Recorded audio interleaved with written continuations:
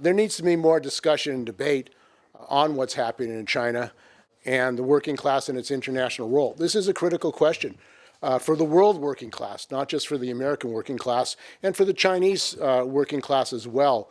What is the future for the world working class and the development of China? The massive capital investment in China after the last 30 years and the construction of the Chinese economy has led to the Chinese working class becoming the largest working class in the world. This historic transformation of China is unprecedented. In the 1980s, special economic zones were set up to encourage capitalist investment and development, and since the 1980s, they've expanded throughout the country. Part of the process has also been the closure of older industrial infrastructure and the redundancy of over 30 million Chinese industrial workers from the 50s and 60s. For them, the iron bowl was broken. Privatization of the state enterprises in the 1990s was a continuation of the drive towards capitalist development. The new working class in China is the migrant workers, who number over 260 million. They have rebuilt the cities and have constructed the massive modern infrastructure that now makes China a major economic colossal. They also provide the labor for the industrial productive industries. The basis of this modernization has been the massive investment by U.S. and European capitalism into China for greater profits. In fact, the opening up of China helped temporarily to solve their economic crisis on the need for new markets for their capital. It also came with the integration of the Chinese economy into the World Trade Organization and the expansion of export of products throughout the world. China now dominates critical areas of capital goods, from port cranes in Oakland and around the world to even bullet trains that are being exported globally with low-cost loans. It has led to a massive disparity of wealth in the country. In 2015, according to reports, the wealthiest 1% of the population of China owned a third of the country's wealth, while 25% of the population with fewer resources only holds 1% of that wealth. China also surpassed the United States as the country with the most billionaires in the world. In 2011, according to the Iran Research Institute, conducts these studies of the richest people. In China, there were 271 multi-billionaires, that is, people with more than $1,000 million in wealth. In 2016, there were 596 billionaires compared to 537 in the United States. Last year, the Chinese even made a contract to build the first bullet train in Mexico as part of this expansion, but were thwarted by the exposure of corruption and payoffs, probably exposed by the CIA to stop this development. A bullet train in Mexico would have been the first in the Americas, exposing the escalating decline of U.S. imperialism and the strength of China. The Chinese working class has no independent unions or worker organizations. While there have been major strikes, particularly against companies like Toyota, Honda, and other international auto companies, there is no real independent unions that link up all workers and have democratic debate and education.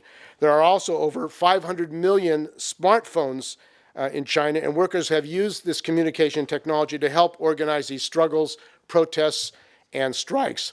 The growth of worker-generated contents electronically is an important development in the power of the Chinese working class. At the same time, there's no mass independent organizations where workers can have a democratic debate and discussion about the future of their country. One critical issue for the Chinese working class is the role of migrant workers, who are treated as second-class citizens. They usually do not bring their children to the cities, and when they do, these children are not able to obtain access to education unless they are residents of the city. This creates inequity and discriminatory treatment. There is also a campaign to drive migrant workers and their families out of the major cities. There's been a systematic campaign to evict migrant workers from the Beijing metropolis after an ongoing citywide campaign against unsafe buildings sparked huge criticism. The Beijing administration of work safety responded to their critics by denying that there is any targeting of what they call the low end of the population in reference to workers, the media reported in China. It is irresponsible and groundless to say the campaign is to evict, quote unquote, the low-end population. There is no such phrase. An official from the administration who refused to give his name told the Beijing Youth Daily. Beijing launched a 40-day safety inspection campaign after a deadly fire November 18th last year that killed 19 people, including 8 minors, in an apartment block in the Xinjiang village in the Daxing district. The campaign was to last until the end of December 2017. The vast majority of migrants have never been included in the plans for urban development projects in China. They work in the restaurants and supermarkets, sweep the streets, and drive the taxis, or work for rideshare apps in increasingly precarious jobs that orbit the city's core economy. China still treats these migrant workers like unwanted labor, but would face massive resistance if it sought to send them all back to their towns. Cities like Beijing and Shanghai have set up population caps to fight so-called urban ills, a dog whistle term associated with unwanted migrants. At the same time, there's a growth of the capitalist class based on the hirelings. A report that relatives of senior Communist Party cadres make up 9 out of 10 of Chinese multimillionaires has been firmly denied by the Chinese government. But the privatization of the Chinese economy has been driven by the children of the Chinese bureaucracy who have become capitalists and billionaires. These same billionaires have been invited into the CCP leadership as part of the Popular Front. The political role of the Chinese government-controlled unions is to support the policies of the government even when they eliminate workers and privatize the economy. For example, the Chinese government is pushing public-private ownerships in which private interests take over the more profitable parts of the Chinese economy. This includes, for example, computer operations of public government and educational institutions. Many billionaires are the hirelings of former CCP leaders who have obtained major concessions from government public resources as the process of privatization expands in China. They have used their family relationships to steal public resources under the guise of developing the economy. The ideology of socialism with Chinese characteristics has become the hocus pocus of the bureaucratic regime of the Chinese Communist Party. It is also not surprising there is a systemic crisis of corruption in the Chinese economy and state. The privatization of state resources is a direct result of privatization, not only in the Western capitalist countries, but also in China as well. It is quite humorous that during the past Asian Pacific Economic Conference, APEC, in Beijing in 2016, the Global Times, the Chinese government newspaper, had articles from capitalist professors arguing the way to fight corruption and get more efficiency was to have the market in the economy and through more public-private partnerships, that the market would solve the problem of corruption. There have been some small but important struggles against privatization, but these struggles have been attacked by the government and the company unions who see this as a challenge to the government dictates of privatization and outsourcing. There has also been struggles against forced labor. For example, Chinese students have been fighting back against forced factory labor. Compulsory internships had university students working 13-hour shifts at an electronic plant. International capital has been let loose under the state to fully exploit workers like those at Taiwanese-owned Foxconn, where the conditions were so oppressive and brutal that many workers committed suicide. Big tech companies like Apple and others make billions off exploited labor of Chinese workers. The Communist Manifesto, written 170 years ago, this year spoke directly to the criminal capitalist exploitation that the Chinese working class today faces. The capitalist exploitation of not only migrant workers but also students is rampant in China. At the same time, in China, there's a drive to automate the economy with robots in China that is creating potentially explosive conditions. One Chinese factory replaced 90% of human workers with robots. Production rose by 250%, while defects dropped by 80%. According to Monetary Watch, the Changying Precision Technology Company focuses on the production of mobile phones and uses automated production lines. The factory used to be run by 650 employees, but now just 60 people get the entire job done, while robots take care of the rest.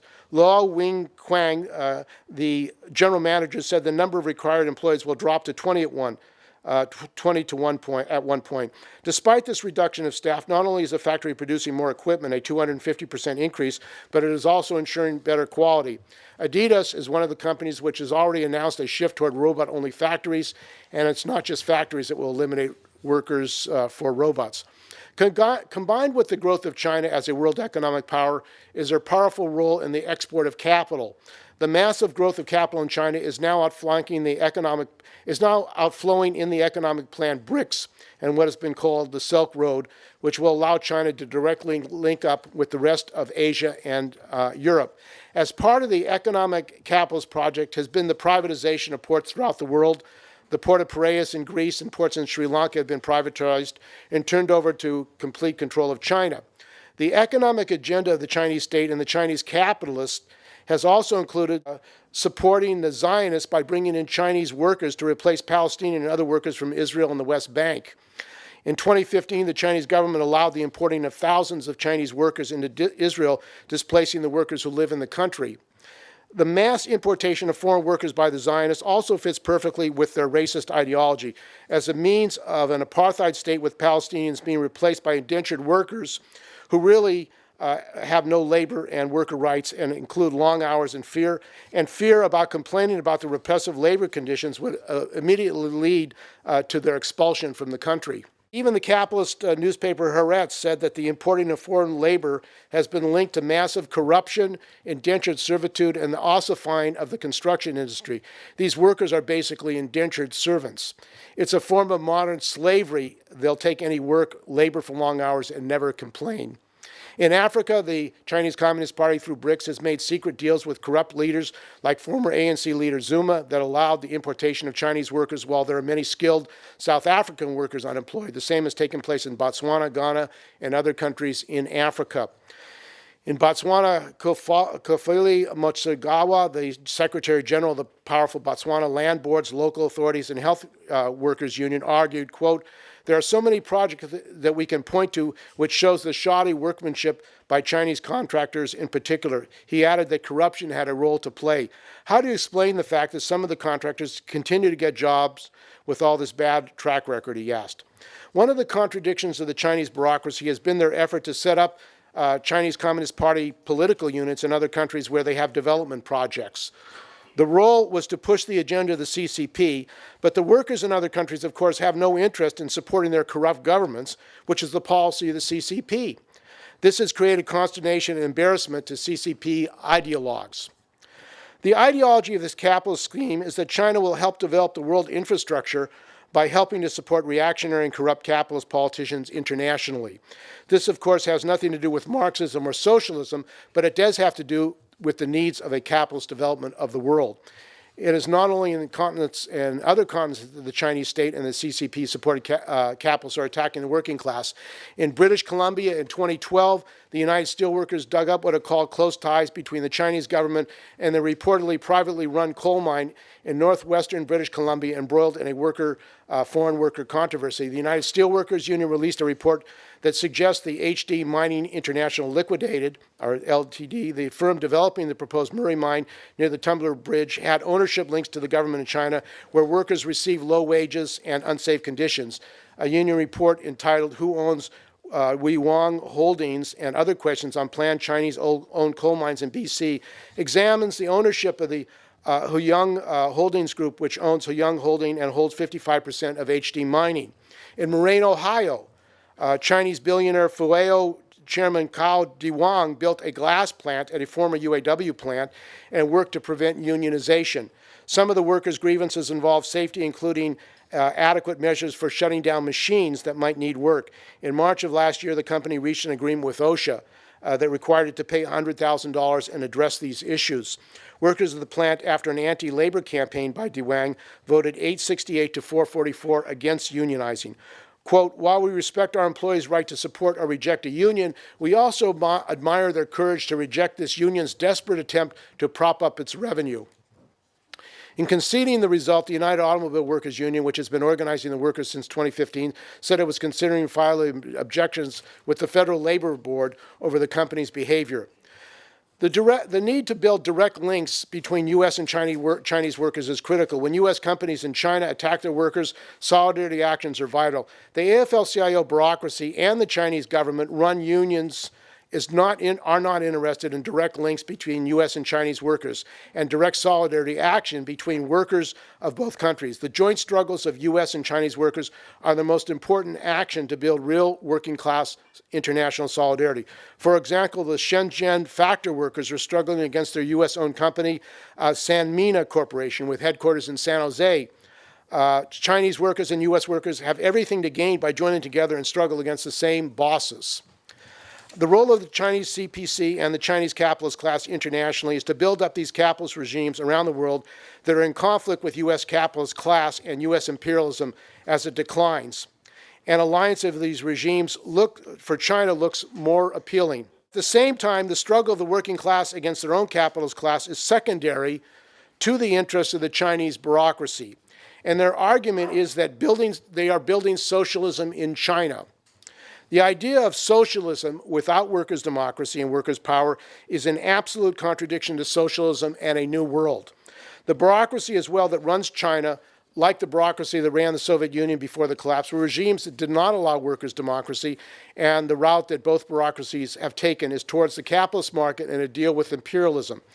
The idea that imperialism will solve its problems peaceably again is another theory of both the bureaucracies in China and Russia. And these theories have nothing to do with Marxism and the history of imperialism. The crisis of inter-imperialist rivalries and the growing trade wars in international capitalist crisis can only be solved by the working class of the world taking power. And the illusion that there is some middle road which is being pushed by the Chinese Communist Party is the road for disaster. The failure of the Soviet bureaucracy to be able to develop their economy was not only U.S. imperialism, which of course played a role in surrounding and isolating Russia, but it was also the structure of the Soviet economy, which was a command-type economy. The bureaucracy decided what was going to be produced. They made all the decisions. In a capitalist country, it is the market that does it. And in a workers' country, in a socialist country, the workers have the control of the production process. They make the determinations.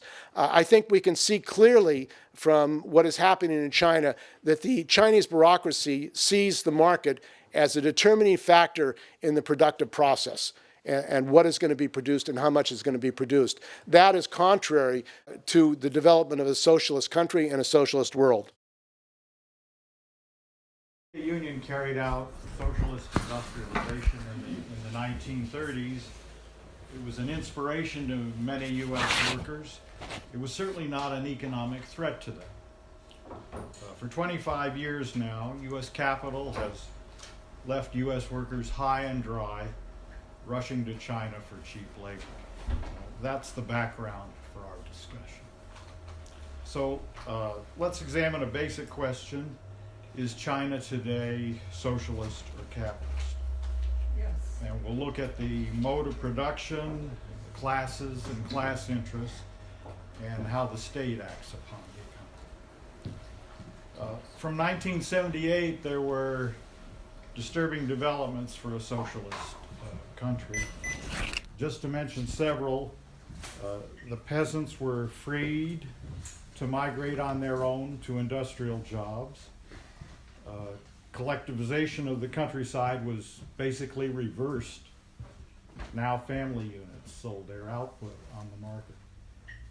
The peasants' iron rice bowl was smashed. The social guarantees of the communes, whatever else you thought about the communes, those social guarantees fell apart.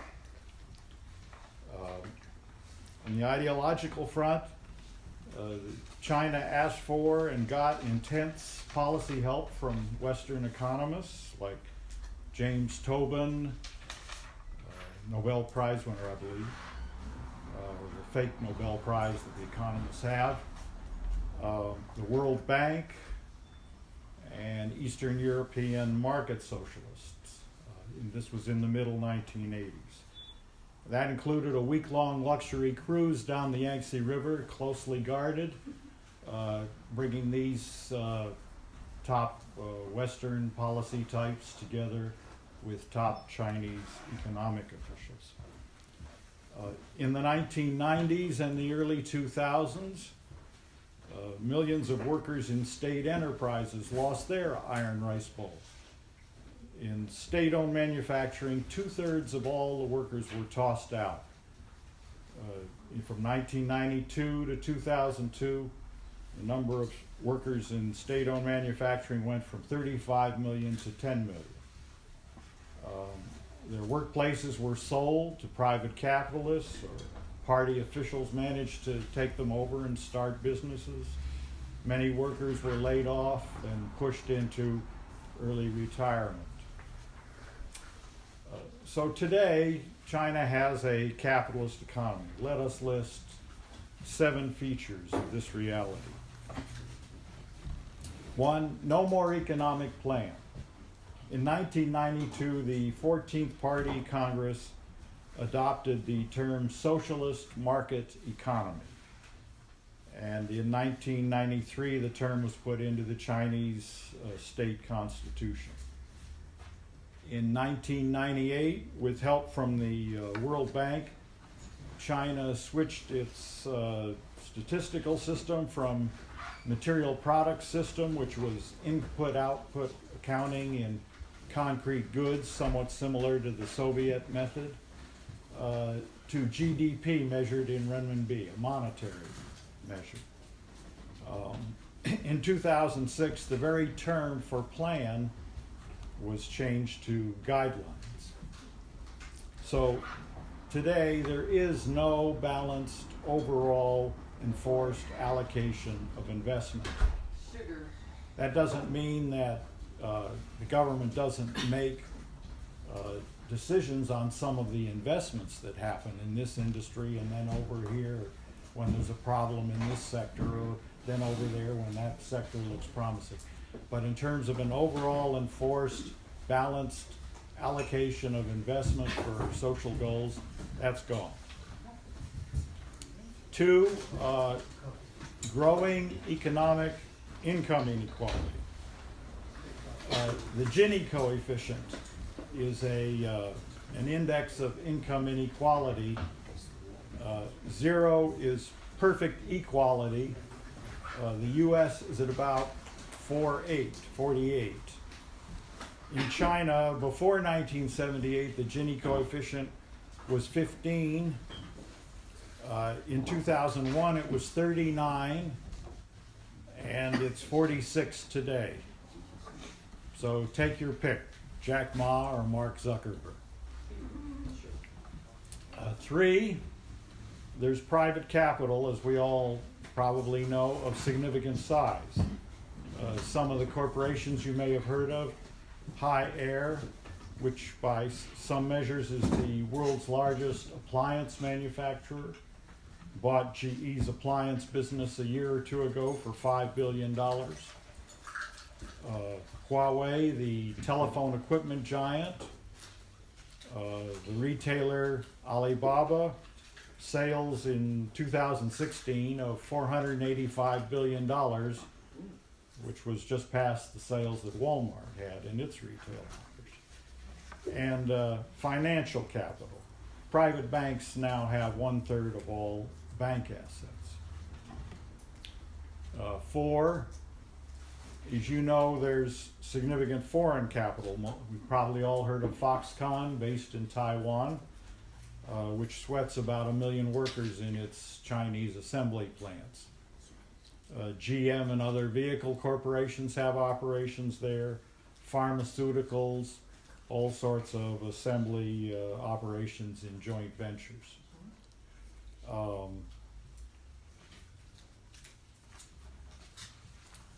The state sector has shrunk and is being privatized by various methods.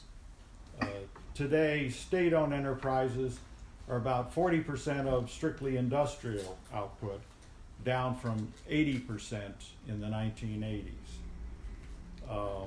And so as the figures like that imply, the majority of workers in China are now exploited by private capital. There's a gradual sale of shares in the firms of state-owned corporations. And even when it's a minority, even when the state can say we're still the controlling share owner of this company, the sale of those shares means that those investors want profits. They want growth in earnings. That's why you buy shares, right? They want a rising stock price. And the state firms are increasingly driven by that goal of individual profit. That's explicit government policy. So you get situations, for example, like as you know, there was a crunch in natural gas supply for heat in China this winter. And then it came out in December that 11 of the big natural gas suppliers, some of which are state-owned companies, had formed a cartel to boost the price. So good monopoly behavior, just like in the U.S. State firms take half of all bank loans. On the one hand, that confirms the lack of socialist allocation for investment because it's one half. And on the other hand, it shows you that the private sector gets lots of investment funds to pursue its scramble for profit. Officials appropriate huge amounts of property, privatized state property. The top officials have portfolios with their families in literally hundreds of millions of dollars. That includes former Premier Wen Jiabao, President Xi Jinping today, whose family owns 3 luxury housing estates in Hong Kong that were last valued a couple of years ago at $24 million. Other wealth that we don't know about. This is just, what some people have been able to find out. That's qualitatively different. It was said that Soviet officials had special shops where they could buy, a nicer appliance or something, or, better clothing. This is qualitatively different, when you're involved in the capitalist scramble for wealth. I mean, you can almost admire Brezhnev for having collected 24 luxury cars by comparison, as the rumor goes. And seventh, investment shows typical capitalist outcomes. For example, you get contrasts like on the one hand, there's investment in resorts for upper middle income families, empty residential towers and so forth, being held for speculative purposes, while millions of people in the countryside fall behind. Many of these projects are business ventures of local governments, private entrepreneurs in league with local officials. You get another manifestation of large capital, which is the export of capital. The net outward bound foreign direct investment of Chinese companies grew from $5 billion in 2004 to $69 billion in 2010. Million, billion? Billion. Billion. Chinese foreign direct investment in 2016 was 175 billion. That is 10 to 15% of the total, both the private and public sector. So the idea that there's a sharp contrast or difference has eroded and continues to erode. Now, there's no doubt that China achieved rapid capitalist industrialization. And history shows that each new big power does it faster than the previous one. Britain, comparatively slowly, from the late 18th century through the middle of the 19th century. The U.S. much faster, already overtaking Britain by the time of the Crystal Palace exhibition in the mid-19th century in some respects. Germany and Japan even faster. And Thorsten Veblen wrote an essay about why that happens. So now China. Now China does claim to have the fastest rate of economic development that's ever been seen in history. That would need a little research. It's probably correct or near correct. I've seen some claims that the Japanese economy after World War II actually achieved the same rates of development. But that would require a little more research. As a matter of theory, there are two choices after agrarian feudalism is overthrown. The economy develops either by the accumulation of capital or by plan. There's no other way. It's going to go one path or the other. And the accumulation, of course, is for the maximum profit that each capital can find. And it inevitably develops inequality and turns the workplace into hell. That's capitalist development. A socialist plan distributes investment in a coherent way for explicit socialist goals. Socialism can limit and shrink inequality, and it honors labor. Now, this contrast is not the rigid one between, we must have exactly like the Soviet Union, we must have a set of orders that go out from a center, telling each factory what to do each day, versus American style freewheeling market. There are variations within each. You can have planning as long as you have overall coherent, socially developed allocation of all the investment that you're going to do. So the society is going where it needs to go. In the 1930s, if it needed to get ready for a fascist invasion, you could do it. So you have that sort of operation. And similarly, there are variations within capitalism, obviously. France and Japan, after World War II, they directed their economies to a high degree with state directives and with the same tools that the Chinese state uses today, regulations. And of course, all capitalist economies have the monetary regulation, controlling interest rates and so forth, and fiscal policy. And that's mainly what you see guiding the Chinese economy today. And of course, the fact that that is how the economy is guided confirms the capitalist nature of what you've got. A socialist economy can have money as a store of value, as a medium of exchange, but money is not allowed to serve as capital, to become something that garners profit for itself. If you're directing the economy by jiggering with the interest rates and reallocating the budget deficit and so forth, what you're admitting is that money does function as capital, and we're trying to steer it this way or that way. So I'm just making the point that there are only these two paths, they're not compatible, and the facts make it very clear today which path China is on. I'd like to conclude just briefly with a mention of the main argument in defense of Chinese market socialism, as the term goes, and that is the commanding heights fantasy, which the party can tell the capitalists anytime to do what it wants. I'm going to quote our comrade who's here today, Dave Ewing, who said a few years ago, "The fact that a ruling communist party in a workers' state exercises an effective proletarian dictatorship and economic control over the other classes means that China is still socialist."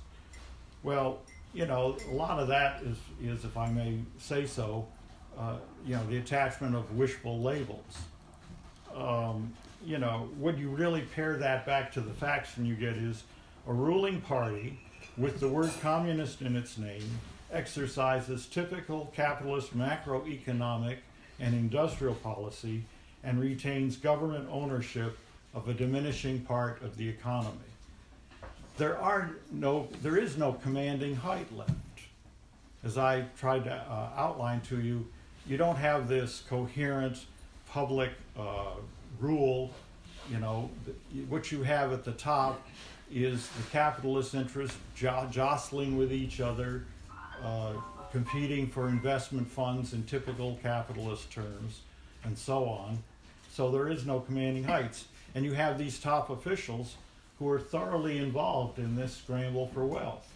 And the idea that, they're going to, let this go on for some 5, 10, or 15 years, and all of a sudden you can just turn it around, doesn't bear much scrutiny.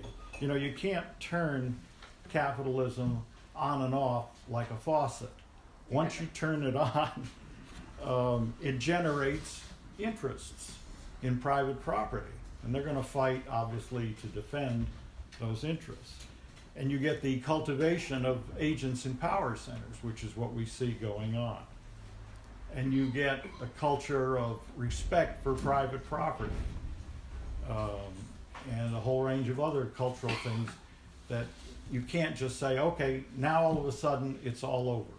So the idea that there is some commanding height, that it retains a communist ideal and a devotion to a socialist plan, and that somehow they're playing a clever game and going to turn it around,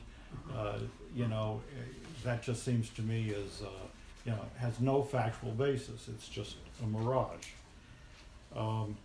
So I would also have a few remarks later on the implications for the United States and China, two capitalist main countries in the world today, what that relationship means, what it means for us. But I don't want to get too much into the other talks, so thank you very much, and we'll have a discussion later. Now,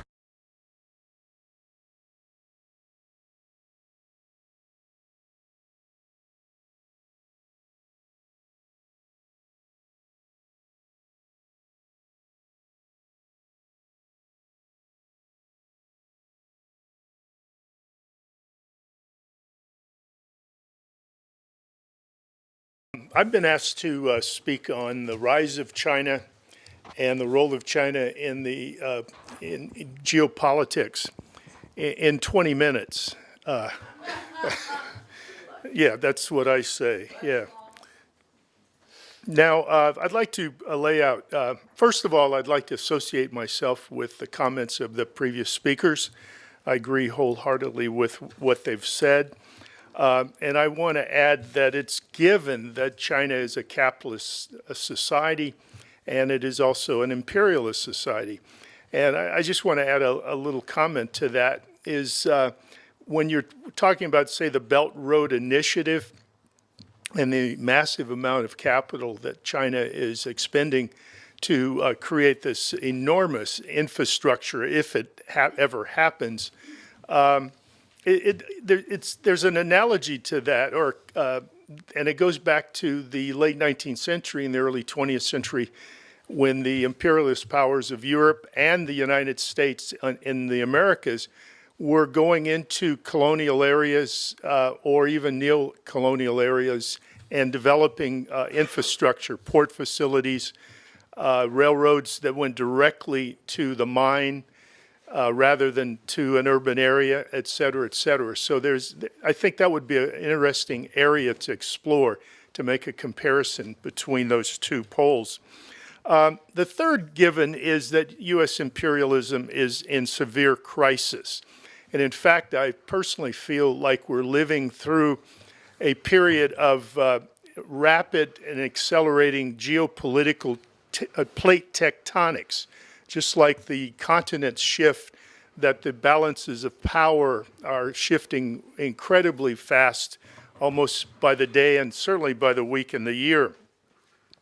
Related to the overall topic, I think I'd like to make about 5 points. Now, I've written a long piece of here that expands on this, but I'd like to just kind of give a sketch of some of the points that I think are important.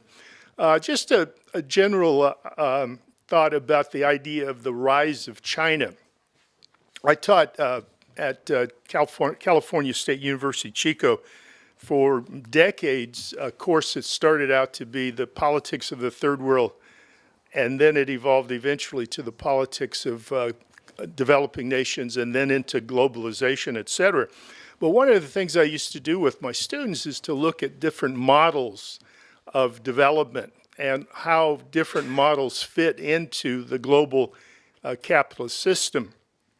And when we talk about the rise of China over the last 50 years, personally, I think it's rather interesting to look at. If you go back to, say, 1960, there were a number of different definitions as to where China fit in the world capitalist system.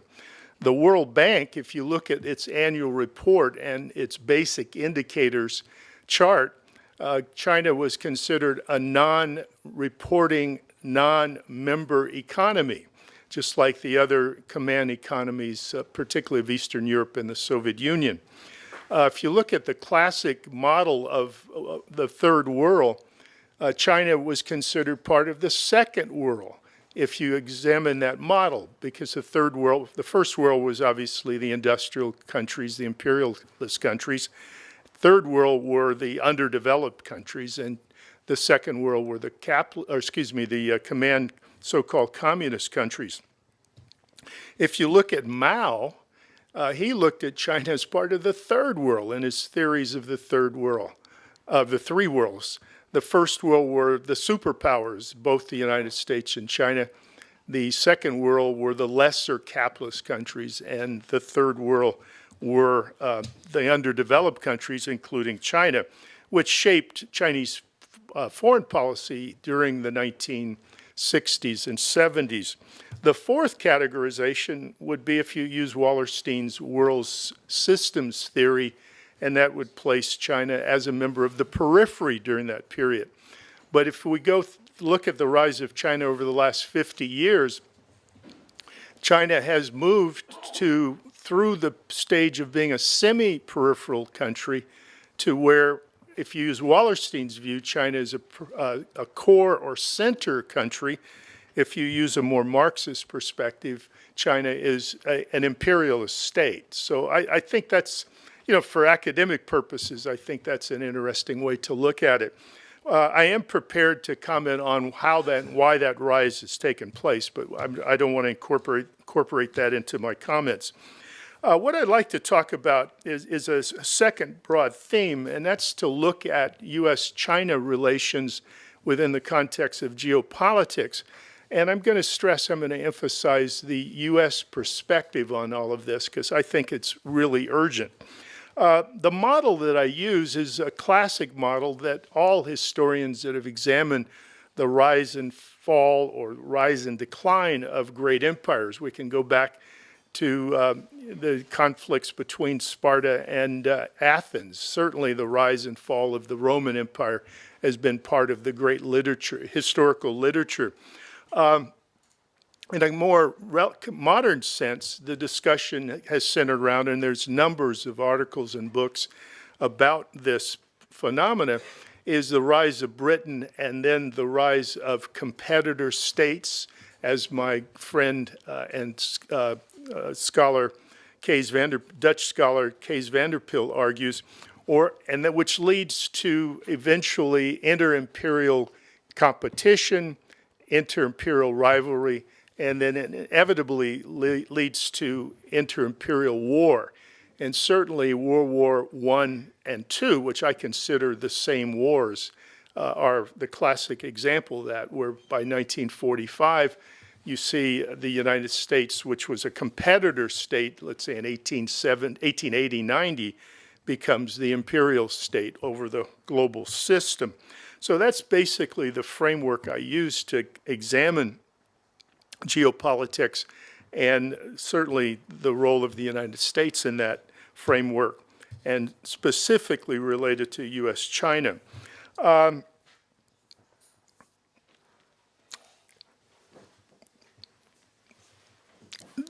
At this point, what I feel, based on this notion of this accelerating geopolitical plate tectonics, is that the United States is in decline, and it is in rapid decline. And there are several countries in the world, whether they're democratic or authoritarian, I don't think it's important, but it isn't really the driving force in all of this. Capitalism is the driving force. The analogy holds very strongly, but it is complicated by a couple themes and processes that did not necessarily exist in the late 1890s and into the 20th century up till 1945. And that is that the United States and China economically are so deeply entangled, it makes the dynamic that much more complicated and problematic. And I would argue that that's part of the dilemma, a dilemma that the U.S. policymakers have, and I'll explain in a moment. The other issue is our nuclear weapons, because a war, obviously World War I and II and other wars in that era were devastating. Some 85 million people died in World War II, for example, which is mind-boggling. the wars now, inter-imperial wars, are quite a bit different now because the use of nuclear weapons is on the table. And certainly, if you look at the rhetoric and the policies of the United States, first strike nuclear policies are spoken of as if it's a normal instrument of foreign policy. And certainly the Obama and Trump trillion-dollar modernization of U.S. nuclear capabilities adds to that implication. And then the third thing that didn't exist, although why it exists today is because of what happened 100, 150 years ago, is the environmental crisis and the issue of sustainability and climate change. So those three factors make the historical inter-imperial rivalry leading to war a little more complicated, more difficult, and for a researcher, more interesting to examine. The next point, within that framework, I want to mention some things about U.S. foreign policy. I don't know if you guys have heard of this term. The term is congagement. How many of here have heard the term congagement? It's just to throw out another term related to Iran and Iraq. How many of you have ever heard of the term dual containment? Okay, well, we could go off into that direction and talk about U.S. policy in the Gulf, but we would like to focus on U.S.-China relations. There have been basically three phases of U.S. policy towards China since the revolution in 1949. The first phase is obviously from 49 to 1972. And I would argue that that phase, if you want to categorize it into just a few words, it was a period of U.S. isolation towards China, containment, also close relationships with the nationalist regime in Taiwan. And then military intervention into countries in what Halford Mackinder would call the rimland of China, Vietnam, Korea, and then Vietnam and Laos. And that fits into a certain model that may become a little clearer in a moment. In 1972, with Kissinger and Nixon, we see a major shift in U.S. policy, and that is towards, quote unquote, a strategic partnership is how it was described. Now, the logic there, and I think most of us know this, is that owing to the Sino-Soviet split, the U.S. decided to try to take advantage of it in its relationship with Russia or the Soviet Union, and that was by developing this partnership, normalization, and eventually diplomatic recognition of the People's Republic of China to use as a wedge to put pressure on the Soviet Union to accept U.S. agendas on a number of different issues. And I would argue that policy basically continued up until 1991. Obviously, it was less significant. The focus shifted to the Soviet Union after 1978, certainly by 1980, with what Fred Halliday calls the Second Cold War, where the U.S. Confronted aggressively the Soviet Union and countries around the world and movements that were being supported by the Soviet Union. The third phase starts in 1941. When the Soviet Union disintegrated, U.S. policymakers were in a quandary. What's that? Yeah. What's what? Yeah, okay, I said 41. 1991, excuse me, yeah. 1941 is such a pivotal date. And in 1991, when the Soviet Union disintegrated, U.S. policymakers across the board were in a quandary. I remember being at an African Studies conference at Stanford University in 91, and I was in the audience watching a panel, and this fellow was formerly a State Department official, and somebody asked him how U.S. was going to deal with the Eastern Europe and Russia at this point, and he started to give this coherent answer, and about 2 or 3 minutes into the answer, he just started grabbing his hair. He said, "I don't know what we're going to do." Well, there were people already trying to figure that out. But there was a dilemma related to addressing or how to deal with China. And that was that China was increasingly becoming a source for U.S. investment and U.S. profits, obviously.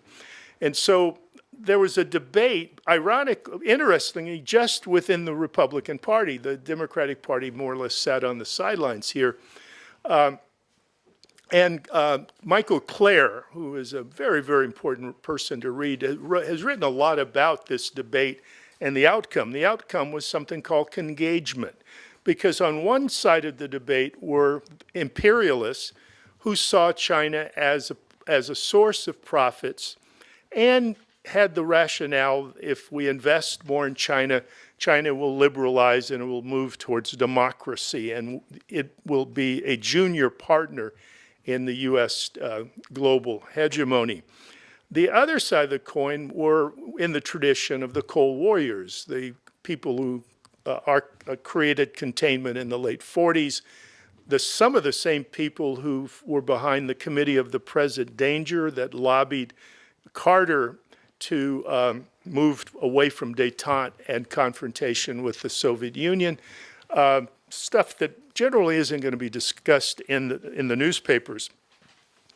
And so they came up with a compromise, and that was congagement, in the sense that the U.S. would continue engagement economically with China and even diplomatically, but at the same time it would create a containment apparatus. To speed this up a little bit, certainly in 2009 we see Obama creating the Pivot to Asia, a two-track agenda, one on a military level and the other the so-called multilateral trade agreement, the TTP, which is aimed to isolate China from the region economically, with the U.S. maintaining control.